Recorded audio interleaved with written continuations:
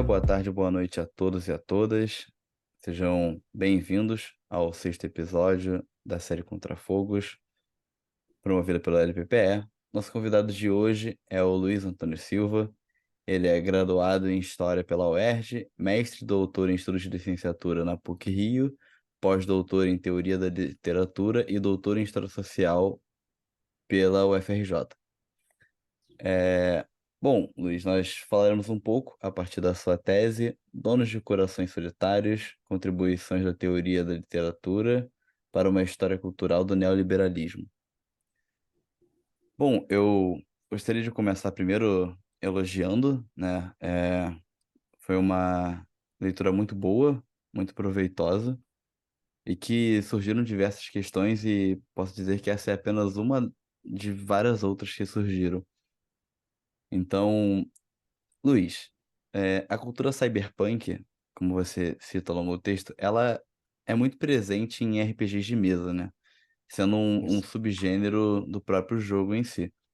Apesar de não ser o único cenário distópico, havendo outros como steampunk e atompunk, ele é provavelmente o mais próximo de uma hipérbole capitalista. Sendo assim, ocupa um espaço de crítica. Mas tudo isso para perguntar de que formas o senhor compreende esse movimento cyberpunk enquanto um espaço de pensamento crítico? E também, se ao serem incorporados aos videogames, eles perderiam essa possibilidade por estarem fazendo parte da função exercida pelos videogames no reforço e normatização das práticas do capitalismo. Ótimo. Agradeço a pergunta, agradeço o convite, a oportunidade, né, de a gente debater um pouco o que eu pensei durante a tese, né. Eu vejo essa questão do cyberpunk, né, conforme você apontou, do poder crítico dele em relação com o videogame, enfim. Eu acredito que tem um panorama mais geral que eu acho que quando o cyberpunk ele migra, né, vindo do mundo da literatura, dos contos, enfim, né, daquelas revistas, né, que surgiram os primeiros contos do cyberpunk e as histórias em quadrinhos, então tá no mundo impresso ainda.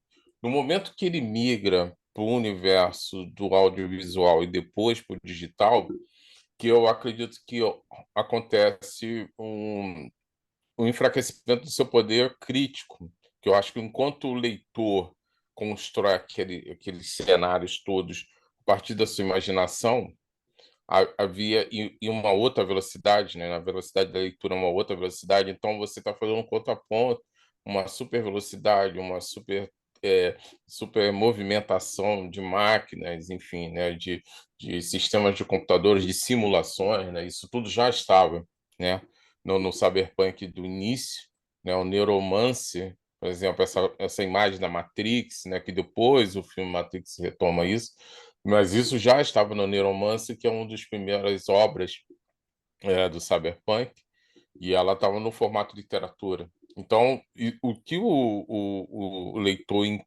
interagiu ali como construção literária foi diferente do que aconteceu, por exemplo, no próprio Matrix, quando foi em 99 produzido em filme e depois virou até game também. E aí a gente viu um fenômeno que perdeu-se muito a capacidade crítica em relação ao sistema, né?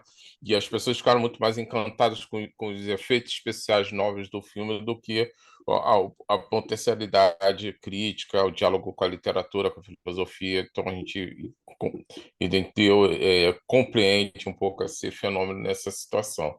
Então eu acho que a grande questão vai estar nessa mudança, e quando vai para o audiovisual e depois para o videogame, o cyberpunk ele vai produzir muito mais sensações, né? Encantamento com as sensações das imagens apresentadas, da nova tecnologia, e eu acho que isso acabou também afetando um pouco a possibilidade de crítica ao sistema, porque há um encantamento maior com o sistema do que uma crítica ao sistema, justamente por causa da plataforma.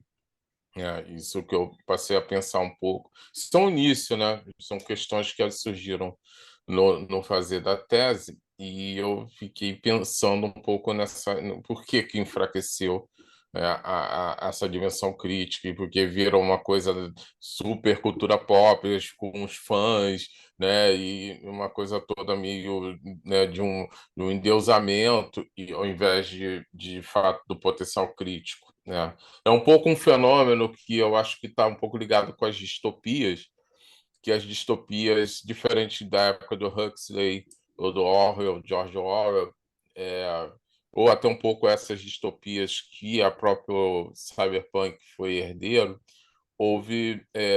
havia, né, um potencial de mobilização naquelas obras. E eu acho que a distopia contemporânea, que vai estar no videogame, vai estar nas séries de TV, eu acho que a distopia ela está como um produto, e ela pode muitas vezes trazer um elemento de normalização, né, enfim, em relação ao que é ruim do sistema, né, ou a nossa impossibilidade de pensar outras formas de viver sem ser destrutiva, um futuro, né, é, é, ruim, né, de uma vivência ruim, né, que é uma dificuldade de ter uma vida interessante, e aí a gente está sempre consumindo isso de uma forma que proliferou monstruosamente, tanto games sobre distopia quanto séries, né, enfim. Acho que é um pouco isso que eu posso te dizer em relação a essa diferença. Ô, Luiz, quero aproveitar, né, e mais uma vez endossar o que eu disse o Arthur, né, te dar boas-vindas, agradecer pela sua disponibilidade.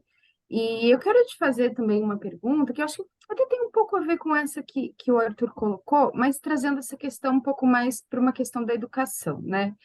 Porque Uhum. você comenta no seu texto a possibilidade, né, dentre outras maneiras de pensar a globalização, recorrendo, né, à tipologia do Milton Santos, etc., mas de pensar a globalização como fábula, né, através desse processo de uma espécie de criação de um parque temático, né, em que, como você coloca, nem todo mundo é convidado, nem todo mundo tem dinheiro para pagar o ingresso, né.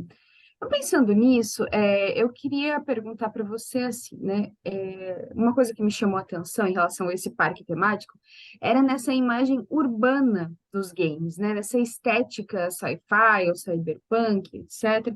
E aí eu fiquei pensando muito, né, nessa estética tecnológica, né? Que parece hoje algo assim disseminado e tal. E eu queria te perguntar de que maneira a gente poderia pensar que essa estética urbana, tecnológica, etc., ela também não está presente num debate muito contemporâneo sobre tecnologia que acontece, por exemplo, na implantação de recursos tecnológicos no ensino básico, por exemplo, como se fosse uma espécie de destino inexorável, né? Enfim. Então, da onde vem essa força, né, da imagem tecnológica, assim? Sim, ótimo. A gente pensar que eu acredito que isso está tudo conectado, né, até com a nossa discussão sobre o cyberpunk. Então, isso passou a ter um peso, né, de apresentar como um sinônimo de avanço, né, de democratização, né, principalmente a imagem que eles mais adoram é colocar crianças das escolas públicas juntos com os microcomputadores, os tablets, né, isso tudo. E, ao mesmo tempo, nós sabemos que muitas escolas falta o básico, né? Os banheiros muitas vezes não funcionam, os ar-condicionados numa cidade que faz quase 50 graus no verão e as crianças não têm, reclamam, mas, ao mesmo tempo, há toda uma preocupação de mostrá-los junto com os computadores, os tablets, né? Enfim, ou os smartphones, né? E ou a ideia do ensino à distância, sempre falando dessa questão, e eu acho que de fato é um pouco conectado um pouco com essa soft power, né, que eu coloco na tese, né, esse soft power que vende o que é a ideia de que o que está conectado à grande rede de computadores é algo avançado, positivo, né? Eu acho que isso não tem um correspondente com a realidade, que até, né, até porque não houve uma democratização de fato no plano da educação. Eu acho que a educação é o setor da sociedade que essa tecnologia toda demorou muito a chegar, né? A gente parar para pensar, até o botequim da esquina foi informatizado, o armazém da esquina foi informatizado e a escola não era informatizada, né? E, e usam-se muito mais essa imagem. né? E, ao mesmo tempo, não há uma reflexão, né, nem ações de dialogar com essa tecnologia, mas, ao mesmo tempo, criar meios de valorização da cultura local, valorização das experiências dessas crianças fora desse mundo digital, diminuir o encantamento, apresentar como essa informática é uma ferramenta, mas não uma solução. Então, o próprio letramento. Então, a gente tem um problema sério, né? Já que a gente estava falando do Cyberpunk, ele tinha uma experiência mais profunda no momento que estava no mundo impresso, e ele perde-se um pouco da sua força, ou muito da sua força crítica, no momento que vai para o audiovisual. Eu acho que isso também pode ser dito para a escola, né? Então, se o letramento ele é deficiente, essa entrada para o mundo digital pode ser completamente trágica, porque aí a gente percebe, né, dando aulas em todos os segmentos, a gente encontra uma questão muito séria do letramento. Há muitos alunos e alunas que não conseguem entender os textos e não conseguem se comunicar por texto. E muitas vezes essa ideia toda da informática chegando como algo do futuro vai ter um contraponto em relação o básico, que é você dar conta da escrita e da leitura, né? Eu acho que eu penso um pouco isso nesse sentido. Então, aí vira de novo o parque temático pós-moderno, em que poucos conseguem entrar, de fato, né? Até poucos vão conseguir dominar essa questão da informática, porque os que dominam estavam têm uma base do letramento, né? Que é a boa formação escolar, a boa formação universitária, e a gente vê pela história mesmo, né, de que essas grandes figuras do mundo da informática estavam muito conectados com o mundo da imprensa, né? Não é à toa que eles são muito fissurados em fontes, né? Você vai pegar as histórias lá, Bill Gates, o Steve Jobs, eles eram fissurados em tipo de fontes e criar editores de texto, porque há um respaldo da cultura letrada nessa história toda, né? E para quem domina esse universo, né? Domina a Sim. matemática também, tudo isso tem um lastro da formação, né? Não é só a informática que vai dar conta. É. Eu acho muito interessante esse ponto que você põe por último, e se eu posso puder fazer um comentário, porque ele destaca, né, uma dimensão quase fetichista desse uso estético, da estética tecnológica, né, porque, de fato, é como se ela promovesse um discurso planificador ou democratizador, e, no entanto, permanecem, né, atuantes e hierarquias muito, muito reais, né, enfim. E aí também, né, só para puxar um gancho, com uma outra parte do seu texto que me chamou muita atenção, que é o debate sobre os reality shows, né, e a espetacularização da vida. Uhum, Tem um trecho, né, eu vou te citar aqui rapidamente, só para fazer minha pergunta de um jeito mais organizado. uhum, Você comenta assim: o Big Brother é uma metáfora da globalização como fábula, na qual a casa representa a realidade como fábula. Um mundo perfeitamente construído, com ícones da sociedade de consumo, e seus moradores são selecionados pela equipe produtora do programa, e ao longo do jogo, esses também serão selecionados para a escolha do grande vencedor. Por que esse trecho me chamou a atenção, né? Porque aparentemente, o discurso da promoção dos reality shows, ele se vende como uma experiência de não mediação, né? Uma experiência sim. de autenticidade ou coisa assim. E, na verdade, né, parece ser a experiência mais mediada possível, né? Mediada na escolha do participante, na escolha do cenário, na escolha dos critérios e assim por diante, né? Então, eu fiquei perguntando se você acha que essa espetacularização da vida, né, que a gente vê, por exemplo, nos reality shows, poderia ter alguma relação com essa crise mais ampla, né, de que tudo que for mediado, tudo que for institucionalizado é criticado. Parece que a gente tem que viver num mundo totalmente espontâneo ou falsamente espontâneo, né, digamos assim. Não sei se faz sentido para você essa ideia, se Sim, quiser sim. comentar. Não, é ótimo, é uma ótima observação, porque a ideia é que há algo espontâneo, né? Esse espontâneo que é uma naturalização da hipercompetição, e uma competição egocentrada, né? Então, eu sou um indivíduo que estou competindo, mas aparecendo ao mesmo tempo eu digo que eu não estou competindo, que eu sou amigo de todos, ou, enfim, eu sou o que sei conviver melhor, né? E o reality show tem essa coisa. E eu não estou mentindo para ninguém, todo mundo fala, eu sou mais autêntico, tem essa obsessão em ser autêntico, mas está num plano de hipercompetição. Então, é muito emblemático em relação ao neoliberalismo, né? E, ao mesmo tempo, eu acho que tenta apresentar outras dimensões, neutralizar outras dimensões da experiência social que realmente elas não estão pautadas nisso, né? Não estão pautadas ou de você ter aceitação. Eu acho que a própria experiência da gente com as redes sociais, quando jogar essa ideia do like, né, de você receber like, isso também está ligado a isso, você precisa ter uma aceitação. E muitas vezes as dimensões políticas e sociais são marcadas por outras instâncias do debate, por exemplo.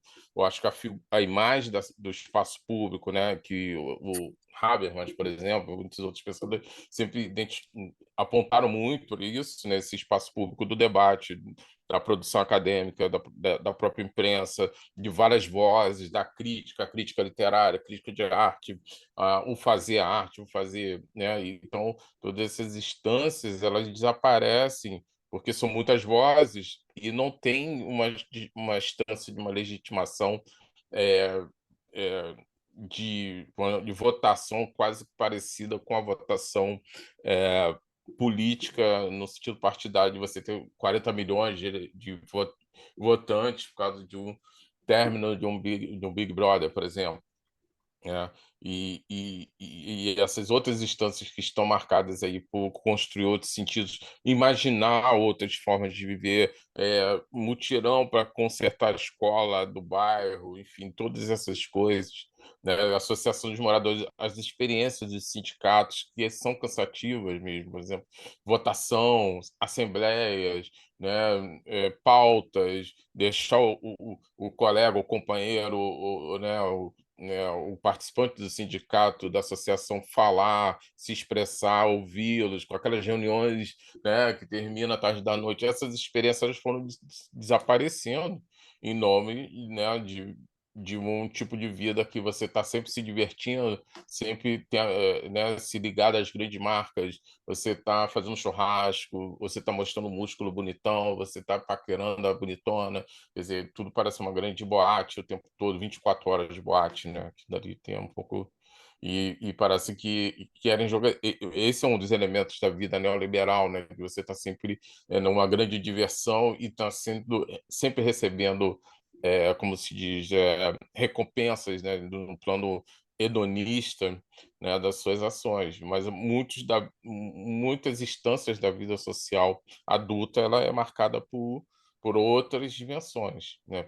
Principalmente dimensões coletivas, e não ligadas à competição. Muitas vezes as pessoas estão compartilhando alimentos em regiões aí que a alimentação está super cara, né? Como nós sabemos, um empresta um pouco do sal, outro pedaço da carne, e as pessoas acabam compondo a alimentação do dia com empréstimos, né? De parte do alimento. Olha, isso é muito diferente do indivíduo que está fazendo churrasco, que a Friboi mandou a carne, né? A outra mostrando o shampoo novo de sei lá o quê, e depois tem um show no final da noite com um cantor da moda né? E todos sendo estimulados a fazer intrigas, né? Um contra o outro, né? Fofocas, enfim, e toda a expansão que isso tem na mídia, né? Comentários, canais de televisão, né? Destinados a comentar isso 24 horas por dia, enfim. Aí é um pouco, eu penso um pouco assim, essa questão do reality show e outras instâncias, né, da vida social pública. E Luiz, sabe que não é bem sobre reality show que eu estava lendo recentemente Uhum. alguns manuais que empresas como os TED Talks, por exemplo, dão para as pessoas que enviam esses manuais para quem vai falar os TED Talks. E é muito curioso porque é um paradoxo, assim, né? Porque há um valor profundo da coisa de você ser autêntico, ser quem você é, a um nível quase obsessivo, quase paranoico, né? Você tem que ficar sendo você o tempo inteiro, além de ser muito cansativo. Tinha uma parte nesses manuais que me chamava a atenção, que é uma espécie de é, é um guia, um manual que ensina você a ser autêntico, o que é uma coisa muito estranha, né? Você ensinar alguém a ser autêntico, né? E eu fiquei pensando um pouco isso, porque agora, na verdade, né, eu quero te apresentar duas perguntas que vêm de dois alunos, né? Um aluno e uma aluna que participam do projeto, e eu Sim, acho que elas se relacionam um pouco com essa ideia, né?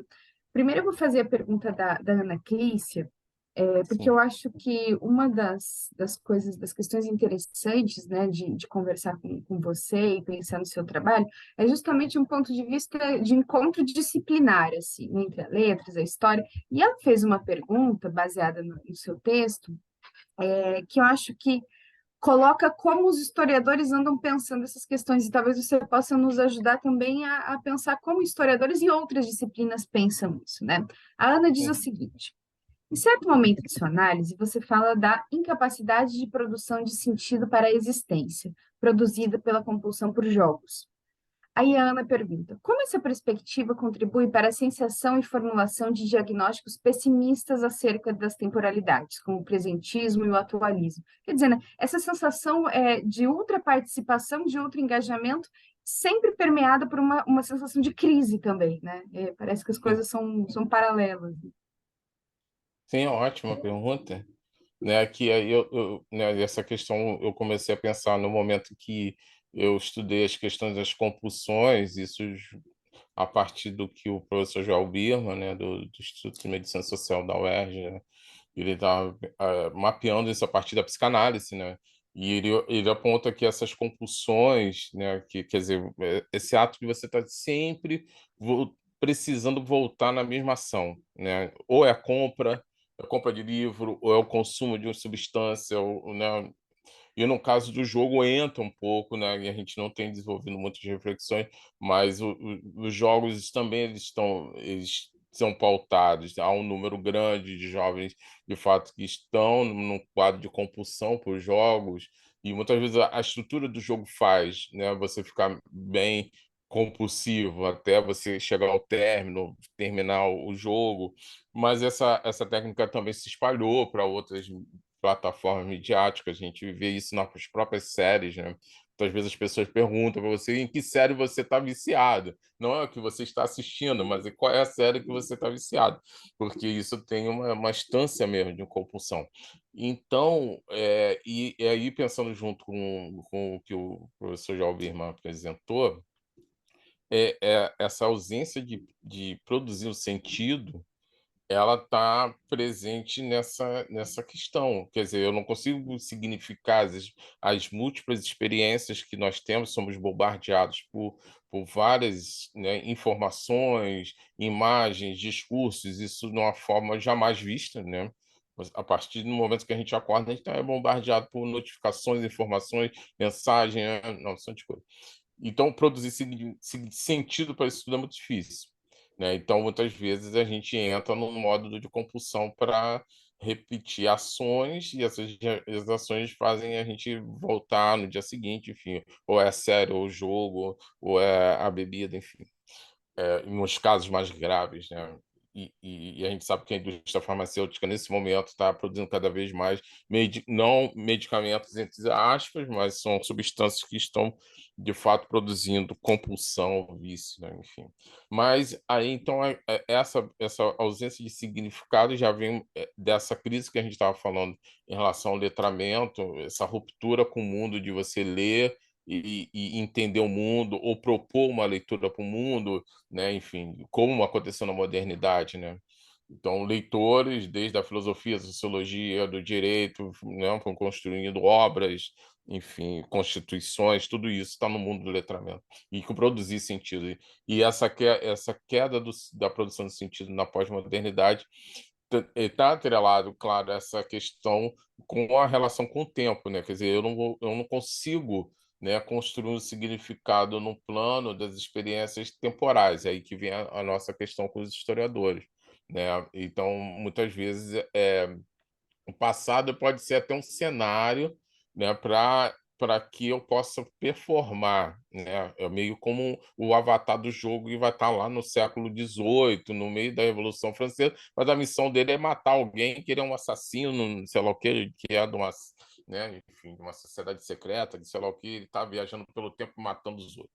né? E o que está acontecendo na Bastilha, povo invadindo Versalhes, aquilo tudo é um pano de fundo. A questão que, né, essa performance, você então o passado está ali, mas o eixo principal é a sua performance enquanto jogador, né? E pode ser que essa nossa relação com o passado está sendo muito para a gente fazer performance, né? Então você vai até, né, no Museu Holocausto, desculpa, e no Museu do Holocausto você vai lá para performar várias fotos, sorrindo, sei lá o que, e aquilo tudo um significado muito triste, né, pesado, ou vai, né, lá no Marcos, no nas Torres Gêmeas, né, norte-americanas, em Nova York, né, e tem um memorial daquelas 3.000 vítimas, e a pessoa está performando ali. Então, provavelmente a gente tem uma crise em relação à construção desse sentido, porque não há uma saída para o eu. Né? Eu acho que no momento que a gente precisa construir um significado, você entra numa dimensão, você desliga esse super eu para entrar em outras alteridades e aí conseguir construir sentido de outra época, né? Ou até sair dessa distância que a gente está aqui tão preso nesse mundo, o capitalismo, eu comprar McDonald's, eu ligar para o iFood, né? Eu comprar no Mercado Livre, eu receber as coisas na minha casa e você imaginar um outro futuro, né? Que não está nessa instância. É um futuro que pode interagir bem o mundo ecológico, né, no mundo do meio ambiente de forma melhor com uma nova tecnologia, né? Eu vi um movimento interessante na internet chamado Solar Punk, e aí são imagens num futuro em que a tecnologia e o meio ambiente não são inimigos, né? Então são imagens de prédios bem interessantes, tudo muito verde, cidades verdes. Então, e aí já sai um pouco da coisa do cyberpunk, né? Tudo destruído, e você vai imaginar um futuro que ele então está significando, ali você está numa instância de construir o significado, né? E nessa instância que a gente está na ausência do sentido, e por isso que fica muito complicado, né, o nosso papel nas ciências humanas, até o ensino, né, o nosso papel enquanto professores ou pesquisadores, o nosso lugar na sociedade, que é muito difícil, dialogarmos com as pessoas, termos espaços, né, e poderíamos ter outros espaços, já dialogando com essa nova tecnologia, mas puxando o letramento, apresentando como essa experiência de construir sentidos, ele é fundamental para a espécie humana. Eu acho que é mais ou menos Sim. assim. Nossa, você colocou muitas coisas nisso que me fizeram pensar assim, né?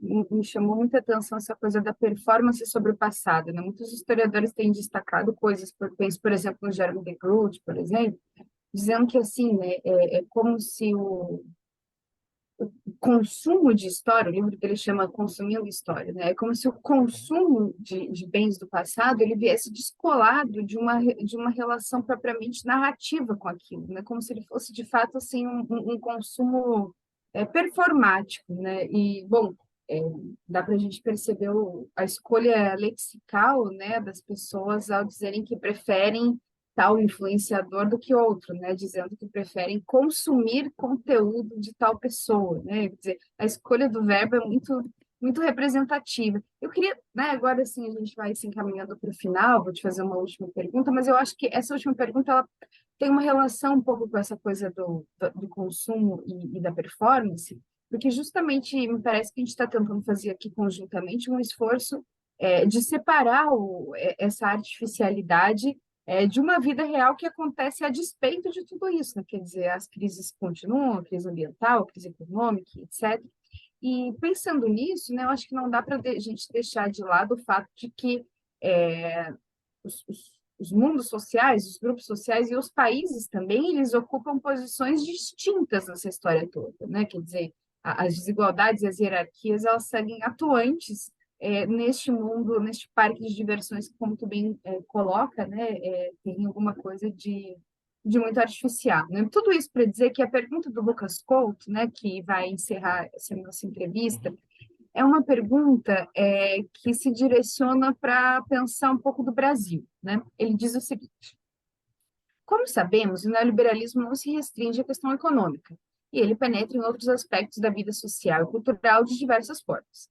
No entanto, sabemos também que se tudo é neoliberalismo, então nada é neoliberalismo, assim como compreendemos que ele se expressa de diferentes formas nas diferentes sociedades, e que essas formas de expressão, seja através de jogos, reality shows, etc., não acontecem sem disputas ideológicas e contradições internas, com uma variedade de camadas, às vezes antagônicas e contraditórias, que estão sobrepostas.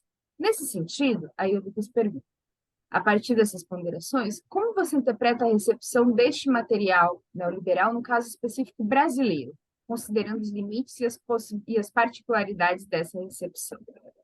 Ótimo, ótima pergunta. E é importante a gente pensar que o que a gente chama da expansão neoliberal é uma dimensão hegemônica, mas ela não é total, né? Isso que é importante. Quer dizer, há um tempo todo, né? Por exemplo, nós aqui estamos numa instância usando toda a tecnologia, né? Da informação, as redes sociais, enfim, mas estamos num outro uso, né? Estamos estabelecendo um debate, reflexões, né? Observando criticamente o próprio neoliberalismo. Nós e outras pessoas, né, a gente viu, principalmente na pandemia, muitas pessoas, né, da nossa área, as pessoas produzindo livros, né, produzindo reflexões, usaram as redes para se conectar, pensar enquanto a gente estava em isolamento, né? Então, não há uma totalidade, mas acho que a gente tem sempre várias instâncias que elas são produtoras de significados, instâncias de uma multiplicidade cultural muito grande, né, que formam o Brasil, né, os saberes, né, de várias etnias, várias regiões, saberes de nossos ancestrais, quer dizer, das nossas famílias, enfim, tudo isso entra em jogo. Só que a questão é que o sistema ele procura colocar essas instâncias numa dimensão de margem, né, reduzindo recursos. Então, o que tem de recursos, né, para a nossa sobrevivência em torno do que é fazer história, do que é fazer sociologia, e o que tem de recursos envolvendo a nova musa do BBB, por exemplo, né, de recursos de grana, de retorno. Né, isso tudo a gente vê as diferenças. Em que parte da cidade essas pessoas que estão mobilizando esses influencers, esse tudo, tem uma potencialidade de se conectar ao sistema e ele reconectá-los, retribuí-los, né, com recursos muito maior do que quem está criando outras instâncias, né, da experiência. Então, isso é muito claro no Brasil.